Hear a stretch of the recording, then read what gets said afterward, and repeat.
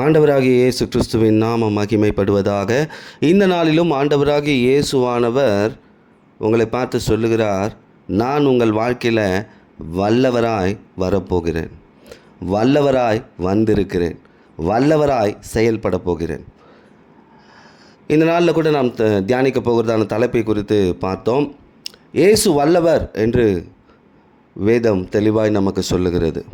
அவர் வல்லமைக்கு நாம் இடம் கொடுக்கும் பொழுது நம் வாழ்க்கையில் அவருடைய வல்லமையை அதிகமாய் நாம் காண முடியும். நம் வாழ்க்கையில் அவர் செய்கிற வல்லமையான காரியங்களை மற்றவர்கள் காணும்படியும் ஆண்டவராகிய இயேசுவானவர் செய்வார். அப்போ இன்றைக்கு ஆண்டவராகிய இயேசு கிறிஸ்து வல்லமையை தரும்படி உங்கள் வாழ்க்கையில் வந்திருக்கிறார். ஆனால் அவருக்கு நீங்கள் இடம் கொடுக்கும் பொழுது உங்கள் வாழ்க்கையில் வல்லமையான காரியங்கள் நடக்கும். எந்த வல்லமையான காரியங்கள் உங்கள் வாழ்க்கையில் நடக்க வேண்டும் என்று எதிர்பார்த்து காத்திருக்கிறீர்கள்? நீங்கள் முழு மனதோடு முழு ஆத்மாவோடு அவரிடத்தில் அன்பு கூறும் பொழுது, அவருக்கு இடம் கொடுக்கும் பொழுது அவருடைய வல்லமையை உங்கள் வாழ்க்கையில் காண்பீர்கள். வேதம் சொல்லுகிறது, இதோ வாசற்படியில் நின்று கதவை தட்டுகிறேன், ஒருவன் கதவை திறந்தால். என்றைக்கும் அப்படிதான், வல்லவர் உங்கள் வாசற்படியில் நின்று கொண்டிருக்கிறார், உங்கள் வாழ்க்கையில் வல்லமையான காரியங்களை செய்யும்படி. அவருக்கு நீங்கள் இடம் கொடுக்கும் பொழுது வல்லமையான காரியங்களை காணப்போகிறீர்கள். இதற்காக நாம் எடுத்துக்கொள்ளப் போகிறதான வேத பகுதி லூக்கா எழுதின சுவிசேஷம் 3ஆம் அதிகாரம் 16ஆம் வசனத்தில் யோவான் இப்படியாய் சொல்லுகிறார், என்னிலும் வல்லவர் ஒருவர் வருகிறார். பாருங்க, யோவான் யாரை குறித்து சொல்கிறார் என்றால் இயேசுவை குறித்து சொல்லுகிறார். என்னிலும் வல்லவர் ஒருவர் வருகிறார். இன்றைக்கு இதை விசுவாசிங்க, உங்கள் வாழ்க்கையில் ஒரு பெரிய வல்லவர் வரப்போகிறார். இயேசு எனும் வல்லவர் வரப்போகிறார். சொல்லிட்டு சொல்கிறார் பாருங்க, அவருடைய பாதரட்சைகளின் வாரை அவிழ்ப்பதற்கும் நான் பாத்திரன் அல்ல, அவர் பரிசுத்த ஆவியினாலும் அக்கினினாலும் உங்களுக்கு ஞானஸ்நானம் கொடுப்பார். இந்த இடத்துல பாருங்க சொல்கிறாரு, எந்த அளவுக்கு இயேசு உயர்த்தி வச்சிருக்கிறாரு பாருங்க. அவருடைய காலில் போட்டிருக்க செருப்பை அவுக்க கூட எனக்கு பாத்திரம் கிடையாது. நான் அப்படிப்பட்ட ஒரு ஆள் கூட கிடையாது, அந்த தகுதி கூட எனக்கு கிடையாது. ஏன்னா அவர் வல்லவர். இயேசு வல்லவர் என்று இங்கே யோவான் வந்து சொல்லுகிறான். அப்போ இன்றைக்கு என் வாழ்க்கையில் ஒரு பெரிய வல்லவர் வந்திருக்கிறார். அந்த வல்லவர் வல்லமையான காரியங்களை செய்ய நாம் நம்மை ஒப்பு கொடுக்கணும். நம்மை ஒப்பு கொடுக்க முடியாதபடிக்கு இருக்கும்பொழுது எப்படி அவர் வல்லமையான காரியங்களை செய்ய முடியும்? இப்போ ஒரு குயவன் எடுத்துக்கோங்க. ஒரு குயவன் என்ன பண்ணுறான்? களிமண்ணை நன்றாய் பிசைந்து அதில் இருக்கிற கழிவுகளை, கசடுகளை, அதில் இருக்கிற தேவையில்லாத காரியங்களை எடுத்து அந்த களிமண்ணை பதப்படுத்தி தன் கைகளினாலே ஒரு பாத்திரத்தை உருவாக்குகிறான். அதுபோல தான் ஆண்டவராகிய இயேசுவானுடைய கையில் நாம் களிமண்ணாக, அவர் வல்லவர், அவர் வல்லவர். வல்லவர் கையில் நம்ம வாழ்க்கையை ஒப்பு கொடுக்கும் பொழுது அவர் வனைந்து உருவாக்குவார்.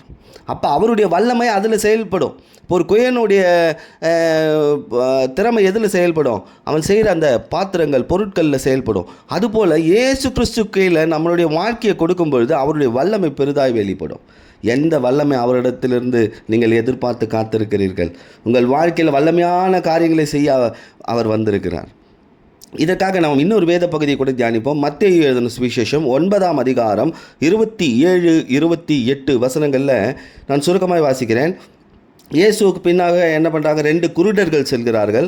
இவர்கள் பாருங்கள் என்ன சொல்கிறாங்க? தாவீதின் குமாரனே, எங்களுக்கு இறங்கும் என்று கூப்பிட்டார்கள். அந்த குருடர்கள் அவரிடத்தில் வந்தார்கள். இயேசு அவர்களை நோக்கி, இதை செய்ய எனக்கு வல்லமை உண்டென்று விசுவாசிக்கிறீர்களா என்று கேட்டார். அதற்கு அவர்கள், ஆம் விசுவாசிக்கிறோம் ஆண்டவரே என்றார்கள். பாருங்க, 2 பேர் பின்னாடி வராங்க. 2 குருடர்கள், கண்ணு தெரியாதவங்க. என்ன சொன்னாங்க பாருங்கள்? இவரை எப்படி பார்த்துருக்காங்க பார்த்தீங்களா? இவர் எப்படி பார்த்துருக்காங்க? தாவீதின் குமாரனாக பார்த்துருக்காங்க. இப்போ இன்றைக்கு நீங்கள் எப்படி பார்க்குறீங்க இயேசுவை? நீங்கள் எப்படி ஆண்டவராக இயேசுவை பார்த்து கொண்டு இருக்கிறீர்கள்? சொன்ன உடனே பாருங்கள், ஆண்டவர் ஒரு கேள்வி கேட்குறார், இதை செய்ய எனக்கு வல்லமை உண்டு என்று விசுவாசிக்கிறீர்களா? இன்றைக்கு ஆண்டவர் உங்களை பார்த்து கேட்குற ஒரு காரியம் தான். உங்கள் வாழ்க்கையில் இந்த பிரச்சனைக்கு தீர்வு யாராலும் செய்ய முடியாது, அந்த தீர்வை என்னால் செய்ய முடியும் என்று நீங்கள் விசுவாசிக்கிறீர்களா? இதை செய்ய என்னிடத்தில் வல்லமை உண்டு என்று நீங்கள் விசுவாசிக்கிறீர்களா? இவர்களுக்கு குருடர்கள், கண்ணு தெரியாது, அடுத்தவர்களுடைய தயவை சார்ந்தே வாழணும், எந்த ஒரு காரியத்துடைய உருவமும் கண்ணில் தெரியாது. அப்படிப்பட்ட மனிதனுடைய வாழ்க்கையில் அதே மத்தேயு 9:29 கண்களை அவர் தொட்டு உங்கள் விசுவாசத்தின்படி உங்களுக்கு ஆக கடவுது என்றார். இப்போ பாருங்கள், அந்த வல்லமையை விசுவாசிக்கும் பொழுது அது ஆகும். இயேசு வல்லவர். அந்த வல்லவர் என் குடும்பத்தில் வந்திருக்கிறார், என் வாழ்க்கையில் வந்திருக்கிறார், என் பிள்ளைகளுடைய வாழ்க்கையில் வந்திருக்கிறார், என் வியாபாரத்தில் வந்திருக்கிறார், என் தொழிலில் வந்திருக்கிறார், எனக்கு உண்டான எல்லா காரியத்திலும் வல்லவர் வந்திருக்கிறார். அந்த வல்லமையை செய்ய அவரால் முடியும்னு விசுவாசிக்கும் பொழுது அங்கே அற்புதம் நடக்கும். அங்கே ஆண்டவருடைய கரம் கிரியை செய்யும். இன்று ஆண்டவராக இயேசுவானவர் கேட்குறாரு, உங்கள் வாழ்க்கையை மாற்ற எனக்கு வல்லமை உண்டா? உங்கள் வாழ்க்கையை மாற்ற எனக்கு வல்லமை உண்டுன்னு விசுவாசிக்கிறீங்களா? எங்கே விசுவாசம் உண்டோ அங்கே இயேசு தான் வல்லமையை வெளிப்படுத்துகிறார். அப்போ இன்றைக்கு இயேசு வந்திருக்கிறார் வல்லமையுடையவரா. நாம் அவருக்கு இடம் கொடுக்குறோமா? பாருங்கள், அடுத்தது நான் இன்னொன்று சொல்கிறேன் பாருங்கள். இந்த குருடர்களுடைய வாழ்க்கையை மாற்றிட்டார். அடுத்து இன்னொரு காரியத்தை சொல்கிறேன் பாருங்கள். லூக்கா 3:16 மத்தேயு 3:16 ஒரே விஷயம் சொல்லப்பட்டிருக்கு. அவர் பரிசுத்த ஆவியினாலும் அக்கினியினாலும் நிரப்ப வல்லவர் என்று சொல்லப்பட்டிருக்கு. அதே போல் இயேசு ஞானசானம் பெற்று கரையேறின உடனே இதோ வானம் திறக்கப்பட்ட தேவ ஆவி புறாவை போல இறங்கி தம்மேல் வருகிறதை கண்டார். இந்த இடத்துல புறா அப்படின்னு சொல்லப்பட்டிருக்கு. இது பரிசுத்த ஆவியின் உண்டாகும் சுபாவத்தை காண்பிக்கிறது. பரிசுத்த ஆவியின் வல்லமை நம் சுபாவத்தை மாற்றுகிறது. அப்போ இன்றைக்கி இயேசு வல்லவராக வந்திருக்கிறார்னா அந்த வல்லமைக்கு நாம் இடம் கொடுக்கும் பொழுது நம்முடைய சுபாவங்கள் மாற்றப்படும். இது என்ன சுபாவங்க? கலாத்தியர் 5:22-23 வாசித்து பாருங்கள். ஆவியின் கனியோ முதலாவது அன்பு, அடுத்தது சந்தோஷம், சமாதானம், நீடிய பொறுமை, தயவு, நற்குணம், விசுவாசம், சாந்தம், இச்சையடக்கம், இப்படிப்பட்டவைகள்னு சொல்லப்பட்டிருக்கு. அப்போ இன்னைக்கு இந்த வல்லவர் நம் வாழ்க்கையில் வரும்பொழுது நம்முடைய சுபாவம் மாற்றப்படுகிறது. அதாவது பரிசுத்த ஆவியானவரால் நிரப்பப்படும் பொழுது நமக்கு ஒரு வல்லமை உண்டாகிறது. அந்த வல்லமை நம் வாழ்க்கையை, நம் சுபாவத்தை மாற்ற ஆரம்பித்து விடுகிறது. அப்போ இந்த வல்லமைக்கு நம்ம இடம் கொடுக்கணும். ஆண்டவரே, என் சுபாவத்தை மாற்றும். ஆண்டவரே, அதை மாற்ற நீர் வல்லவர். இப்படியே என் சுபாவத்தை வைத்து கொண்டிருந்தால் என் வாழ்க்கையில் நான் தோல்விகளை மட்டுமே பார்க்க முடியும், ஜெயத்தை காண முடியாது, என் குடும்பத்தில் ஜெயத்தை காண முடியாது. இன்றைக்கி ஆண்டவர்களை ஒப்புக் கொடுங்க. ஆண்டவரே, நீர் வல்லவராய் வந்திருக்கிறீர், அதை நான் விசுவாசிக்கிறேன். இந்த வல்லமையை நீங்கள் செயல்படுத்துங்க. நீங்கள் செயல்பட்டால் என் வாழ்க்கை மாறும். பரிசுத்த ஆவியின் வல்லமை எனக்குள்ளே வரும். ஏன் இந்த பரிசுத்த ஆவியின் வல்லமை தெரியுமா? எபேசியர் 3:16 பரிசுத்த ஆவியினாலே உள்ளான மனுஷனின் வல்லமையாய் பலப்படவும். அப்போ பரிசுத்த ஆவியானவர் உங்களிடத்தில் வரும்பொழுது நீங்கள் இனி பலவீனர்கள் அல்ல, பலப்படுவீர்கள். எதெல்லாம் உங்களுக்கு பலவீனம், எந்த காரியம்லாம் உங்களை பலவீனப்படுத்தி வச்சுருக்கு, அந்த பலவீனத்தை மாற்றணும்னா பரிசுத்த ஆவியின் வல்லமை வரணும். அப்போ இயேசு வல்லவராக இருக்கிறார்னா என்னுடைய வாழ்க்கையை நான் அவரிடத்தில் ஒப்புக் கொடுக்கும் பொழுது அவர் என்னை பரிசுத்த ஆவியினால் என்னை நிரப்புகிறார். நான் என்னுடைய பலவீனத்திலேருந்து பலனாய் மாற்றப்படுகிறேன். இந்த வல்லமை உங்களை பலப்படுத்துங்க. அந்த வல்லமை உங்கள் வாழ்க்கையில் இருக்கிற இருளை வெளிச்சமாக மாற்றும், உங்கள் வாழ்க்கையின் சூழ்நிலையை மாற்றும். அடுத்தது உங்களுக்குள்ள ஒரு வல்லமை ஆண்டவர் கொடுக்குறார், அது உங்கள் வாழ்க்கையை பலனுள்ளதாக மாற்றும். இந்த வல்லமை உங்களுக்குள்ளே இருந்தால் தான் சத்ருவை எதிர்த்து நிற்க முடியுங்க. உங்களுக்குள்ள பலன் இருக்கணும். இதை நான் உதாரணமாக சொல்கிறேன் பாருங்கள். உங்களுக்குள்ள ஒரு பெரிய நோய் எதிர்ப்பு சக்தி இருக்குதுன்னு வச்சுக்கோங்களேன். எப்படிப்பட்ட வைரஸ் உங்களை தாக்கினாலோ இல்லை கொசு கடித்தாலோ உங்களுக்கு ஒன்றும் ஆகாது. காரணம் என்ன? உங்களுக்குள்ளே இருக்கிற நோய் எதிர்ப்பு சக்தி அந்த வெளியே இருக்கிற அந்த வைரஸை உங்கள் உடம்புக்குள்ளே வர முடியாதபடி தடுக்கும். அதுபோல தான் பரிசுத்த ஆவியானவருடைய வல்லமை உங்களுடைய சரீரத்திற்குள் இருக்கும் பொழுது, உங்கள் ஆவியில் இருக்கும் பொழுது எப்படிப்பட்ட சத்ரு உங்களை ஜெயிக்கலான்னு உள்ளே வரலாம் அப்படின்னு முயற்சி பண்ணாலும் அது எதிர்த்து போராடும். அப்போ இன்றைக்கு ஆண்டவர்களை ஒப்பு கொடுங்க. ஆண்டவரே, இருளான குருடனுடைய வாழ்க்கையை வெளிச்சமாய் மாற்றின வல்லவர், இதை நான் விசுவாசிக்கிறேன். என் வாழ்க்கையை நீங்கள் மாற்றுங்க. ரெண்டாவது, என் உள்ளான ஆவிக்குள்ளே ஒரு பரிசுத்த ஆவியின் வல்லமையை வைங்க. ஆண்டவரே, நீங்கள் வல்லவராக வந்திருக்கிறீங்க, வைங்க. அப்போ தான் நான் என் சத்ருவை ஜெயிக்க முடியும். அடுத்து இன்னொரு காரியத்தை சொல்லுகிறேன் பாருங்கள். 2 தீமோத்தேயு 1:12 பவுல் சொல்கிறார் பாருங்கள். பாடுகளை அனுபவிக்கிறேன், ஆயினும் நான் வெட்கப்படுகிறதில்லை. நான் விசுவாசிக்கிறவர் இன்னார் என்று அறிவேன். யார் விசுவாசிக்கிறவர்? இயேசு என்று அறிவேன். அவர் காத்துக்கொள்ள வல்லவராக இருக்கிறார் என்று நிச்சயமாக இருக்கிறேன். பாருங்கள், பவுல் சொல்கிறார் பாருங்கள், பாடு இருக்குது ஆனால் வெட்கப்பட மாட்டேன். ஏன்னா நான் விசுவாசிக்கிறவர் இயேசு, என்னை காத்துக்கொள்ள அவர் வல்லவர். பவுல் விசுவாசத்தை பேசுகிறார் பாருங்கள். இன்றைக்கு ஆண்டவர் சொல்கிறார், வெட்கப்படுகிற சூழ்நிலை வந்தாலும் சரி, விசுவாசிக்கிற இயேசு உங்களை வெட்கப்பட விட மாட்டார். அப்போ இங்கே ஒரு வல்லமை இருக்குது பாருங்கள். என்ன வல்லமையா? வெட்கப்படாதபடி நடத்துகிற வல்லமை. வெட்கப்பட்ட சூழ்நிலையில் விழுந்த இடத்துல தலை நிமிர வைக்கிற வல்லமை. இப்போ முதல் வல்லமை உங்கள் வாழ்க்கையில் இருக்கிற இருளான காரியங்களை மாற்றி வெளிச்சமாய் கொண்டு வரும். அதற்கு நாம் விசுவாசிக்க வேண்டும். ரெண்டாவது, நமக்குள் பரிசுத்த ஆவியின் வல்லமை நமக்குள் வேண்டும். அதற்கு நாம் சரீரத்தையும் ஆவியையும் ஆத்மாவையும் ஒப்பு கொடுக்க வேண்டும். மூன்றாவது, வெட்கப்படுத்துகிற சூழ்நிலை வந்தாலும் சரி, நீங்கள் விசுவாசிக்கிற இயேசுவானவர் உங்களை காத்துக்கொள்ள வல்லவர். வெட்கப்பட மாட்டேன், காரணம் விசுவாசம். இங்கே பாருங்கள், ஒரு யோசேப்புன்னு ஒரு மனுஷன், அவனுடைய விசுவாசத்தை குறித்து நான் சொல்கிறேன் பாருங்கள். ஆதியாகமம் 39ஆம் அதிகாரம் முதல் வசனத்தில் நான் சுருக்கமாக சொல்கிறேன். சிறு வயதில் அடிமையாக எகிப்து கொண்டு போகிறான். சிலருக்கு சின்ன வயசுலேருந்தே பிரச்சனை ஆரம்பிச்சிருது. அப்படி தான் இவனுக்கு ஆரம்பிச்சிது. நல்ல மனுஷன். அதே 39ஆம் அதிகாரம் ஆதியாகமம் 2ஆம் வசனத்தில் ஆண்டவராகிய இயேசுவானவர் யோசேப்போடு இருந்தார் என்று சொல்லப்பட்டிருக்கிறது. அவன் காரிய சித்தி உள்ளவனாக இருந்தான். அவன் செய்கிறதெல்லாம் ஜெயமாக மாறுங்க.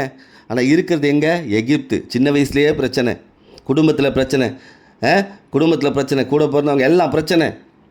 ஆனால் யோசேப்போடு கர்த்தர் இருந்தார். அதே 3வது வசனம், அவன் செய்கிற யாவற்றையும் கர்த்தர் வாய்க்க பண்ணினார். பாருங்கள், இதுதான் பவுல் சொல்கிறார், இயேசு என்னோட இருக்கிறார். நான் எந்த சூழ்நிலையில் எப்படி போய் இருந்தாலும் சரி, நான் வெட்கப்பட மாட்டேன். அதற்கு காரணம், நான் விசுவாசிக்கிறேன். அவர் வல்லவர் என்பதை நான் விசுவாசிக்கிறேன். இந்த யோசேப்புடைய வாழ்க்கையில் பாருங்கள், அதே ஆதியாகமம் 39ஆம் அதிகாரம் 4வது வசனத்தை, எஜமான் யோசேப்பை தன் வீட்டு விசாரிப்புக்காரனாக்கி தனக்கு உண்டான யாவற்றையும் அவன் கையில் ஒப்பு கொடுத்தான். 5வது வசனம், கர்த்தர் யோசேப்பின் மித்தம் அந்த எகிப்தின் வீட்டை ஆசீர்வதித்தார். வீட்டின் வெளியிலும் அவனுக்கு உண்டான எல்லாவற்றிலும் கர்த்தருடைய ஆசீர்வாதம் இருந்தது. இங்கே பாருங்கள், ஒரு தேவ மனிதன், இந்த தேவ மனிதனுடைய விசுவாசம், இயேசு இவனோடு இருக்கிறார், வல்லவராக இருக்கிறார். இவன் கையில் இந்த போத்திபார் தன் குடும்பத்தையே கொடுத்துட்டான். தனக்கு உண்டான எல்லாவற்றையும் கொடுத்துட்டான். போத்திபார் அவ்வளோ பெரிய ஆள். ஆனால் பாருங்கள், இந்த யோசேப்புக்கிட்ட, ஏன்னா கர்த்தர் இவனோடு இருக்கிறார், இவன்கிட்ட என் குடும்பத்தை கொடுத்தா என் குடும்பம் நல்லா இருக்கும். அந்த வசனத்தை பாருங்கள், எஜமான் 4வது வசனம் ஆதியாகமம் 39:4, எஜமான் யோசேப்பை தன் வீட்டுக்கு விசாரணை காரணமாக்கி தனக்கு உண்டான யாவற்றையும் அவன் கையில் ஒப்புவித்தான். பாருங்கள், போத்திபார் எப்படி யோசேப்பின் கையில் தனக்கு உண்டான எல்லாவற்றையும் கொடுத்தானோ, அதே போல் நமக்கு உண்டான எல்லாவற்றையும் இயேசுவிடத்தில் கொடுக்கும் பொழுது நம் வாழ்க்கை, குடும்பம், வீடு எல்லாம் ஆசீர்வாதமாக இருக்கும். அவருடைய வல்லமை அந்த இடத்துல இருக்கும். நீ நம்ம கொடுக்குறோமா? சொல்கிறோம், ஆண்டவரே ஒப்பு கொடுத்துட்டேன், இனிமேல் ஆண்டவரே என் வாழ்க்கை உங்களுக்கு தான், ஆண்டவரே என் பிள்ளைங்க உங்களுக்கு தான், என் வியாபாரம் உங்களுக்கு தான், என்னுடைய தொழில் உங்களுக்கு தான், என் வேலை உங்களுக்கு தான். ஒப்பு கொடுக்குறோம். அதற்கேற்றாற் போல் நடந்து கொள்கிறோமா? ஒப்பு கொடுக்கிறது மனிதருக்கு முன்பாக ஒப்பு கொடுக்குறோம். ஆண்டவர் இருதயத்தின் ஆழத்தை பார்க்கிறவராக இருக்கிறார். ஏன் வல்லமை வெளிப்படலை? ஏன்னா ஒப்பு கொடுத்தல் இல்லை. ஆண்டவர் கிரியை செய்ய அங்கே வேலை கொடுக்கல. இந்த இடத்துல இந்த போத்திபார் ஒரு யோசேப்பிடத்தில் தன் குடும்பத்தை ஒப்பு கொடுத்தான். ஏன்னா என் குடும்பம் இனி ஆசீர்வதிக்கப்படணும்னா என் குடும்பம் இனி இயேசுவின் கையில் ஒப்பு கொடுக்கப்பட்டதாக இருக்கணும். அப்போ பாருங்கள், 3 காரியங்களை சொல்லியிருக்கிறேன். வல்லவர் இன்றைக்கு உங்கள் வீட்டில் வந்திருக்கிறார், உங்கள் வாழ்க்கையில் வந்திருக்கிறார், உங்கள் மத்தியில் வந்திருக்கிறார். எதற்கு? உங்கள் வாழ்க்கையில் இருக்கிற இருளான காரியங்களை மாற்றும்படி, உங்கள் வாழ்க்கையை பிரகாசமாய் மாற்றும்படி. ஆனால் நீங்கள் விசுவாசிக்கணும், அவர் வல்லமை உள்ளவர் என்பதை நீங்கள் விசுவாசிக்கணும். அடுத்தது, உள்ளுக்குள்ளே பரிசுத்த ஆவியின் வல்லமைக்கு இடம் கொடுக்கணும். உள்ளுக்குள்ளே கொடுக்கும் பொழுது நான் என்ன பண்ணப்படுறேன்? பலப்படுறேன். அந்த வல்லமைக்குள்ளே நான் பலப்படுறேன். அப்போ தான் என்னால் என்ன பண்ண முடியாது? சத்துருவோ பிசாசோ என் முன்னாடி நிற்க முடியாது, என்னை ஜெயிக்க முடியாது. அடுத்தது என்ன பண்ணுறோம் பாருங்கள், என்ன பாடுகள் வந்தாலும் சரி நான் வெட்கப்பட மாட்டேன். நான் விசுவாசிக்கிறவர் வல்லவர், என்னை காக்க வல்லவர் என்று ஒப்பு கொடுக்கணும். அடுத்தது எபிரேயர் 2ஆம் அதிகாரம் 18வது வசனத்தில், அவர் தாமே சோதிக்கப்பட்டு பாடுபட்டதினாலே அவர் சோதிக்கப்படுகிறவர்களுக்கு உதவி செய்ய வல்லவராக இருக்கிறார். அடுத்தது பாருங்க, உதவி செய்ய வல்லவராம். சோதனையில் உதவி செய்ய வல்லவர். எந்த சோதனையில் இருக்கிறீங்க? இயேசு எப்படி சோதிக்கப்பட்டார் தெரியுமா? அடி, அவமானம், குற்றச்சாட்டுகள், தலையில் முள், கையில் ஆணி, கால்கள் ஆணி, முதுகில் சிலுவை. இதுக்கு மேலே பாடுபட்டுருக்கீங்களா நீங்கள்? எத்தனை பேருக்கு கையில் பிரச்சனை இருக்குது? சோதனை. காலில் பிரச்சனை, தலையில் பிரச்சனை, கண்களில் பிரச்சனை, முதுகில் பிரச்சனை, சரீரம் முழுவதும் பிரச்சனை, சரீரம் முழுவதும் சோதனை, வாழ்க்கையில் சோதனை. ஆனால் இன்றைக்கி ஆண்டவர் சொல்கிறாரு, உங்கள் சோதனையில் உதவி செய்ய நான் வல்லவராக இருக்கிறேன். பிசாசு எப்படி சோதிப்பான் தெரியுமா ஒரு மனுஷனை? அதுக்கு நல்ல உதாரணம் இயேசு கிறிஸ்துடைய வாழ்க்கை. இந்த இயேசு கிறிஸ்துடைய வாழ்க்கையில் பிசாசு எப்படி தெரியுமா சோதிச்சான்?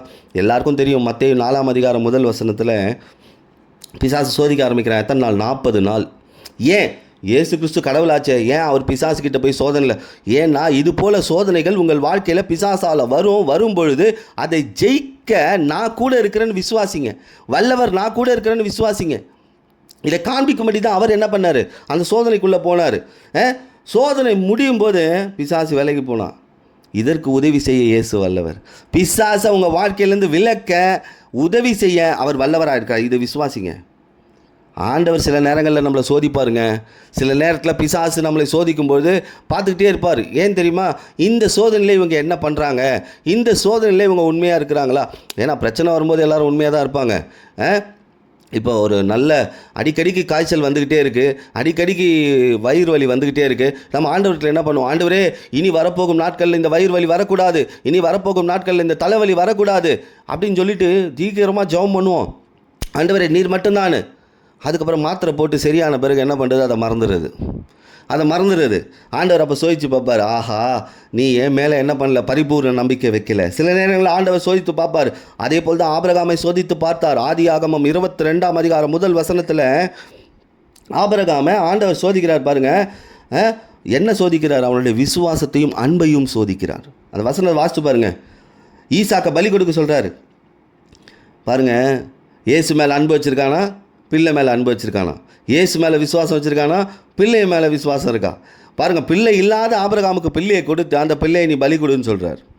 அன்பையும் சோதிக்கிறார், விசுவாசத்தையும் சோதிக்கிறார். ஆனால் ஆபிரகாம் சோதனையை ஜெயிச்சான். சங்கீதம் 66:10 எங்களை சோதித்தீர், வெள்ளியை புடமிடுகிறது போல எங்களை புடமிட்டீர். தாவீது சொல்கிறான் பாருங்க, ஆண்டவரே நீங்கள் தான் சில நேரத்தில் சத்துருக்கள் மத்தியில் என்னை விட்டுட்டு வேடிக்கை பார்க்குறீங்க, என்னை சோதிச்சு பார்க்குறீங்க, என் அன்பை சோதிச்சு பார்க்குறீங்க, விசுவாசத்தை சோதிச்சு பார்க்குறீங்க. ஆனால் என்ன சோதனை வைத்தாலும் சரி, நான் உங்கள் மேல் வைத்த அன்பு, நான் உங்கள் மேல் வைத்த விசுவாசத்தை ஒன்றும் பண்ண முடியாது.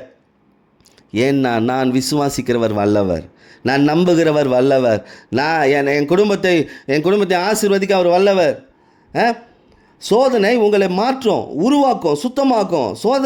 சோதனையை ஜெயிக்கணும்னா இயேசுவை விசுவாசிக்கணும்.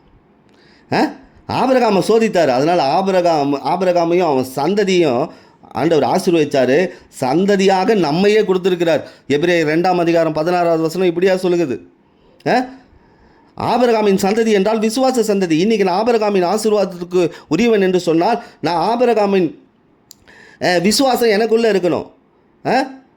அப்போ நாம் ஆபிரகாமின் சந்ததியாக வாழ்ந்தால் கர்த்தருடைய கரம் உங்களோடு இருந்து வல்லமையான காரியங்களை செய்யும். உன் போராட்டத்தில் உதவி செய்ய இயேசு வல்லவருங்க. அது விசுவாசிங்க, நீங்கள் போராட்டத்தை ஜெயிச்சிருவீங்க. ஏன்னா இன்றைக்கி ஆண்டவர் சொன்னார், நான் வல்லவராய் வரப்போகிறேன், நான் வல்லவராய் வந்திருக்கிறேன். ஆனால் என் வல்லமையை கிரியை செய்ய நீ இடம் கொடு. இந்த குருடர்கள் பாருங்கள் எப்படி இடம் கொடுத்தாங்க. ஆண்டவர் எனக்கு கேள்வி கேட்டார். இப்போது அது போல் கேள்விகளை ஊழியக்காரர்கள் உங்களை பார்த்து கேட்டால், இதை செய்ய எனக்கு வல்லமை உண்டு அப்படி நீங்கள் விசுவாசிக்கலாம். நீ செய்யலைன்னா இன்னொருத்தர்கிட்ட போய் நான் செஞ்சுக்கிறேன். அப்படி இல்லைங்க. உங்களுக்காக ஒரு காரியம் நியமிக்கப்பட்டிருந்தால் அது அவர்களை கொண்டு தான் நடத்தப்படும். இஸ்ரவேல் மக்களுக்கு முதலாவது மோசேயை கர்த்தர் நியமித்தார். மோசேயை கொண்டு நடத்தினார். அடுத்தது யோசுவாவை கொண்டு, அதற்கு பின்பாக தீர்க்கதரிசிகளை கொண்டு, அதற்கு பின்பாக நியாயாதிபதிகள், ராஜாக்களை கொண்டு.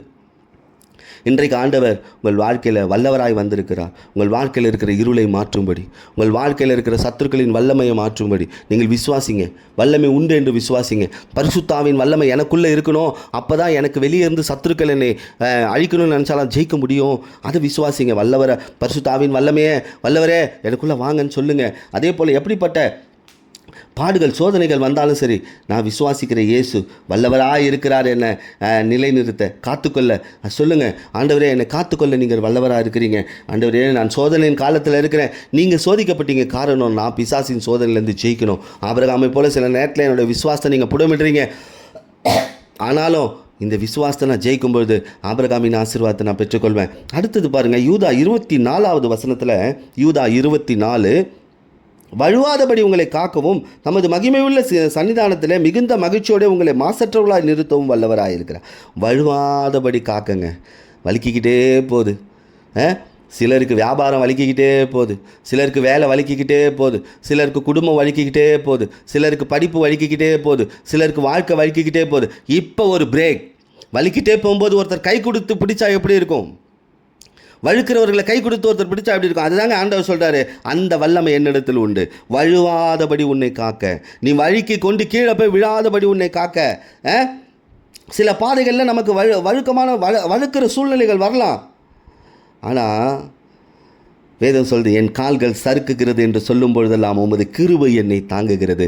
ஆண்டவர் சொல்கிறாரு, உன் கால் சறுக்குது அப்படின்னும் பொழுது நான் வல்லவர் என்பதை நீ விசுவாசித்து உன் வாழ்க்கையில் இடம் கொடுத்துருக்க பாரு, அப்போ என் கிருபை உன்னை தாங்கும், என் கிருபை உன்னை தாங்கும். சங்கீதம் 17:5 இப்படியாக சொல்லுகிறது, என் கால்கள் வழுவாதபடி என் நடைகளையும் உமது வழிகளிலே சிறப்படுத்தினீர். அப்போ வழுக்கிற சூழ்நிலை வரும்பொழுது இப்படி ஜபிங்க. ஆண்டவரே, நான் விசுவாசிக்கிறேன், நீர் வல்லவர் தான், என் வாழ்க்கையில் நீங்கள் வல்லவராக இருக்கிறீங்க, ஆனால் நான் வலிக்கிக்கிட்டு இருக்கேன். ஆண்டவர், நீங்கள் சொன்னபடி நான் வழுவாதபடி என்னை நிறுத்துங்க ஆண்டவர். இப்படி சொல்லுங்கள், இப்படி ஜெபிங்க, எல்லாமே ஆகும். சங்கீதம் 18:36 சொல்லிருக்கு, என் கால்கள் வழுவாதபடி நான் நடக்கிற வழியை அகலமாக்கினீர். இப்போ பாருங்கள், வழுக்கிற சூழ்நிலையே மாற்றுறாராங்க ஆண்டவர், வழுக்கிற சூழ்நிலையே மாற்றுறாரு.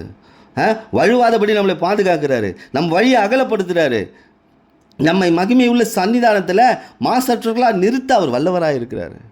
ஒரே நோக்கம்தாங்க, நாம் அவருக்கு நிறைய செய்யலைங்க, அவர் தாங்க நமக்கு நிறைய செஞ்சிகிட்ருக்காரு, அவர் தாங்க நம்ம வாழ்க்கையில் நிறைய வல்லமைகளை வெளிப்படுத்திகிட்டு இருக்கார். ஆனால் அதற்கு நாம் இடம் கொடுக்க வேண்டும்,